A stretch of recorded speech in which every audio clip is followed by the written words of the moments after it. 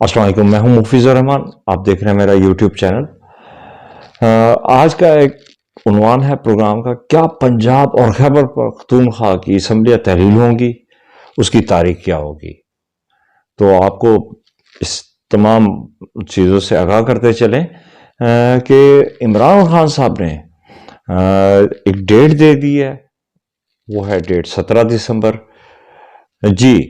तो आपको बताते चलें कि साबिक वजीर आजम और पाकिस्तान तहरीक इंसाफ के चेयरमैन इमरान खान नियाजी साहब ने कहा है कि मशावरत कर ली है, इंशाल्लाह 17 दिसंबर को लिबर्टी चौक पर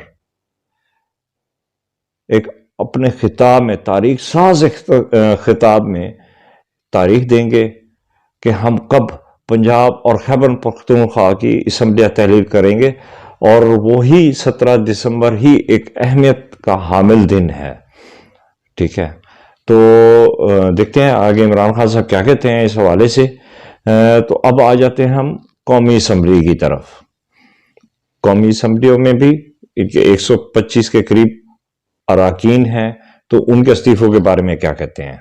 जी बिल्कुल, इमरान खान साहब के जो है इस वक्त 125 के करीब जो है कौमी असम्बली के अराकीन हैं, जिनके इस्तीफे जो है कबूल नहीं किए जा रहे। तो इनका कहना है कि हम कौमी असम्बली में स्पीकर के सामने खड़े होकर कहेंगे कि हमारे इस्तीफे कबूल करें, ताकि हम कौमी असम्बली से भी निकल जाएं।